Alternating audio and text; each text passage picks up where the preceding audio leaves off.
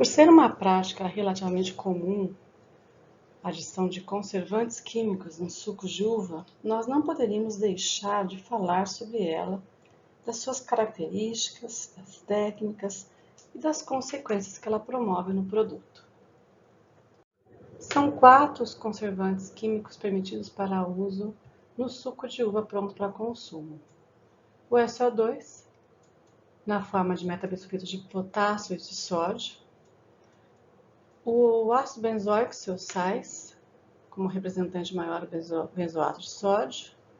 O ácido sórbico e seus sais, sorbato de potássio. E o dicarbonato de metílico, embora menos conhecido, tem uma atuação bastante interessante. Gostaria de começar falando sobre alguns aspectos básicos da conservação química em todos os tipos de produtos. Todos os conservantes químicos são moléculas químicas sujeitas à decomposição, à dissociação química quando em meio aquoso. E como eles são aplicados em produtos com água, há que se conhecer a sua atividade efetiva como conservante em relação à acidez do produto, que influencia diretamente na dissociação desses compostos químicos. Então, todos os conservantes químicos têm uma atividade maior ou menor em determinados níveis de acidez ou de pH do produto. O segundo ponto é que sempre existe uma dose máxima que deve ser respeitada. E essa dose máxima, ela foi determinada pelas normas do FDA, que é o Food and Drug Administration, ou pelo Códex Alimentar. Essa dose máxima diz respeito à dose diária recomendada para a ingestão daquele conservante. Então, todos os produtos devem respeitar os limites dessas indicações. E as tabelas com dose máxima permitida para cada produto são desdobramentos dessas IDAs geradas pelo FDA. E é o que nossa lei, de acordo com a Agência de Vigilância Sanitária Brasileira, coloca e estabelece e nós devemos respeitar, para que tenhamos produtos adicionados de conservantes químicos com segurança. Os conservantes têm tempo de ação inibitória limitado.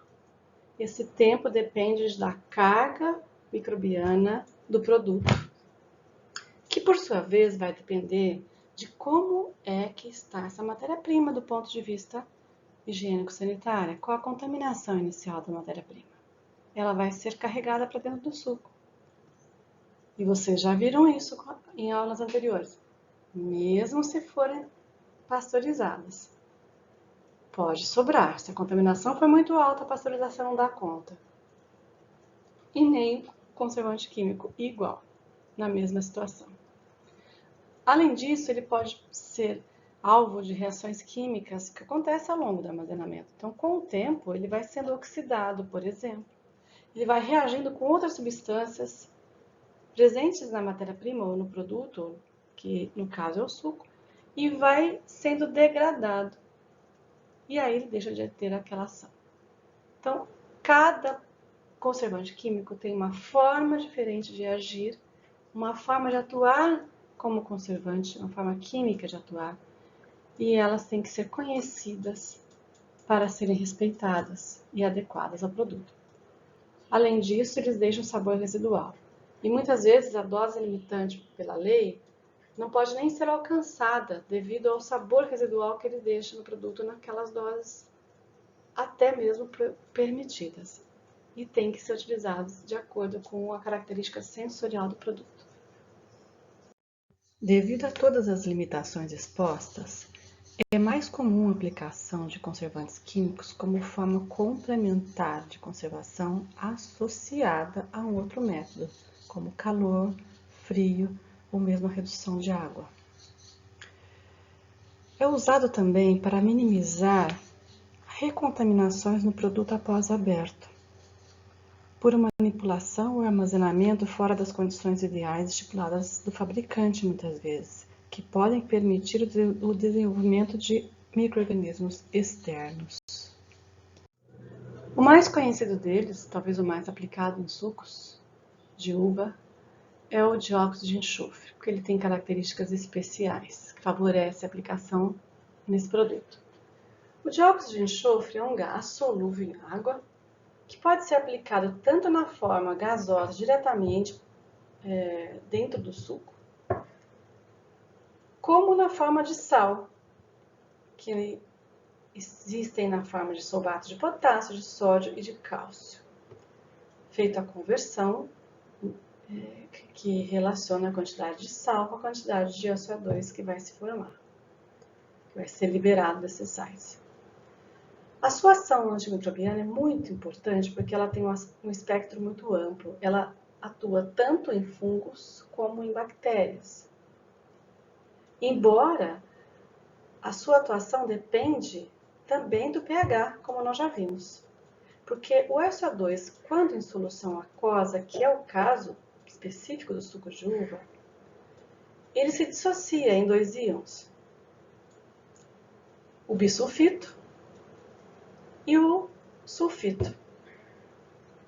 Essa dissociação depende do pH.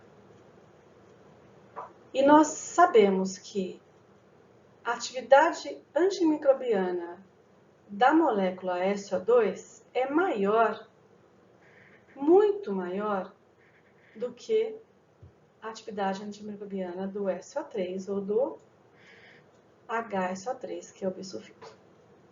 Então é importante saber, em solução, em que quantidade estão cada uma das 3 formas em equilíbrio. Esse gráfico nos mostra quanto de molécula ou de íon tem em cada nível de pH do espectro. Então, nós vemos que em pHs baixos, pHs de 0 a 1, a quantidade de molécula não dissociada na forma de SO2 molecular é quase que 100%. E ela vai decrescendo quando o pH vai aumentando. E ao mesmo tempo, óbvio, se ela está decrescendo, outra coisa está se formando, que é o bisulfito. O bisulfito começa a se formar a partir do pH 1, em 10%, e vai subindo na mesma proporção em que o SO2 vai caindo da solução, vai sumindo da solução. A gente percebe que a partir de 4 não tem mais SO2 nenhum na solução. E tem 100% de bisulfito, que aos poucos vai se transformando em sulfito a partir do pH 5. Lá na frente a gente percebe que o SO2 volta, não, o SO2 não, que o SO3 e o HSO3 se equilibram. Muito bem, o que importa para nós é essa faixa em vermelho, que é o pH do suco e também do vinho, que está na faixa de 3,5. E nessa faixa nós temos pouco SO2, muito pouco, e muito bisulfito. Além disso, a ação antimicrobiana do SO2 também depende da relação que o SO2 tem com o meio, com o produto. Parte desse SO2 se liga às substâncias orgânicas do produto, aos açúcares, aos ácidos orgânicos, aos compostos fenólicos. E quando ele está ligado, ele não tem mais ação antimicrobiana. Apenas aquela parte que não se ligou, que está livre, é que é a forma ativa antimicrobiana.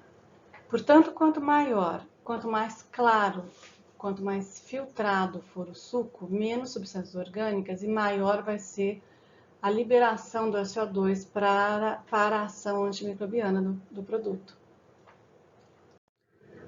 O SO2 tem uma importante ação antioxidante, muito explorada na indústria de suco de uvas e de vinhos.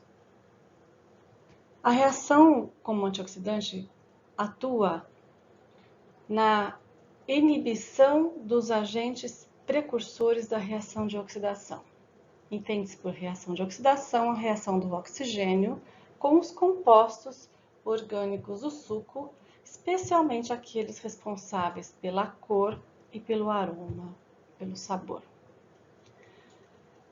Evitando-se que esses precursores, que fazem parte necessariamente da reação, atuem, minimiza então essa reação.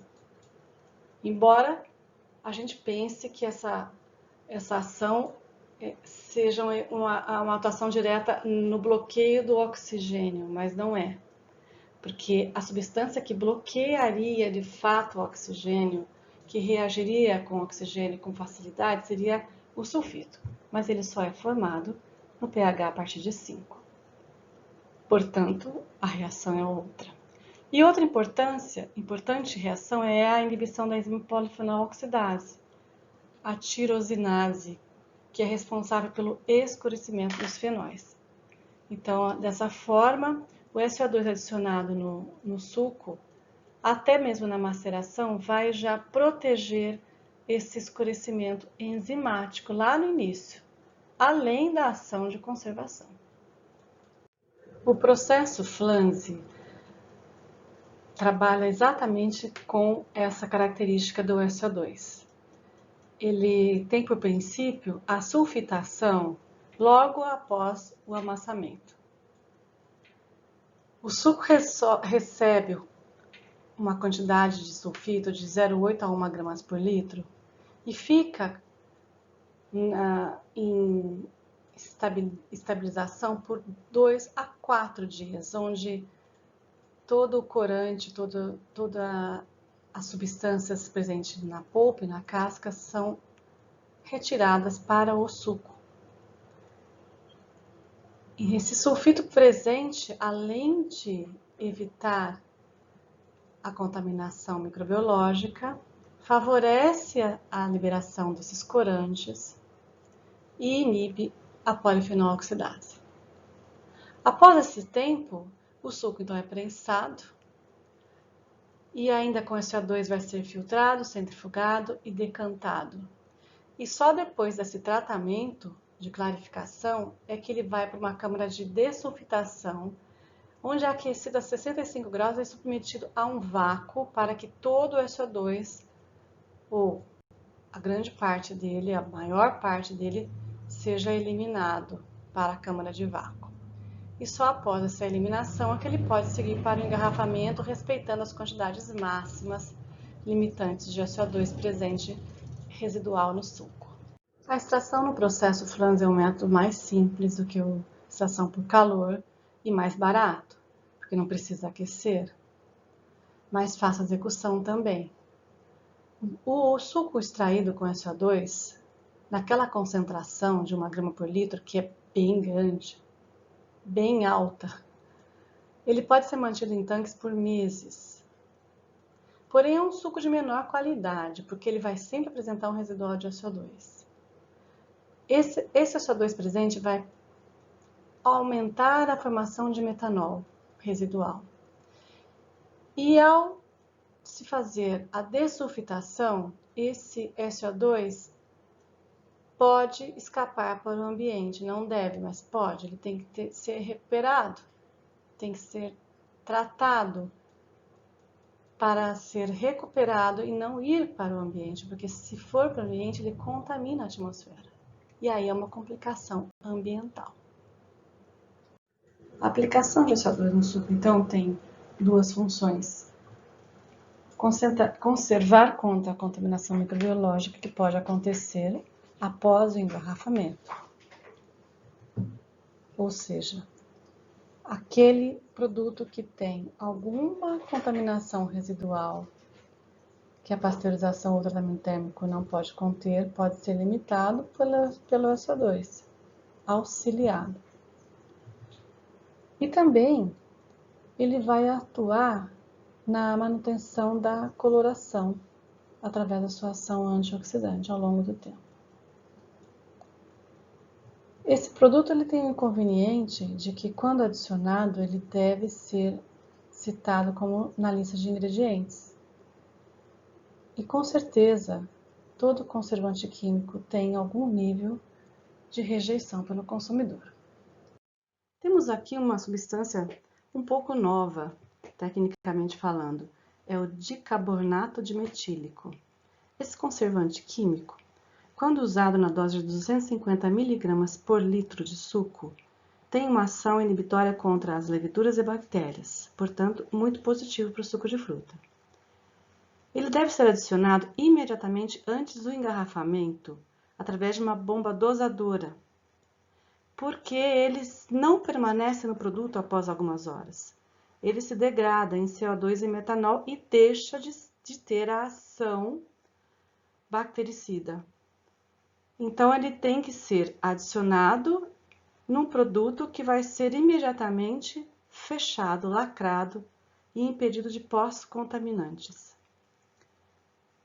Ele não tem efeito residual no sabor do produto, sensorial nenhum, e indica-se que, para melhorar sua eficácia, é preciso reduzir a carga inicial dos sucos ou dos alimentos.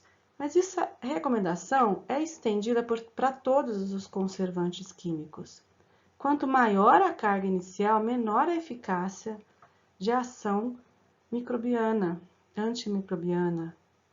Portanto, sempre que possível fazer uma pasteurização antes de aplicação desse ou de qualquer outro conservante químico, o efeito vai ser prolongado e o produto vai ficar mais estável. O ácido benzoico e o ácido sólico, na forma de seus sais, são pouco usados nos sucos de uvas, embora permitido, e mais usados na maioria dos alimentos. Eles têm uma ação limitada devido ao pH do suco. No pH de 3,5, eles têm quase nenhum efeito sobre bactérias láticas ou acéticas. Eles são mais efetivos contra fungos. E além disso, eles deixam sabor residual forte. Portanto, as suas dosagens, assim, muitas vezes não podem nem ser alcançadas pelo seu efeito residual. Também, como todos os outros, tem um tempo de ação inibitória limitado e depende da carga inicial.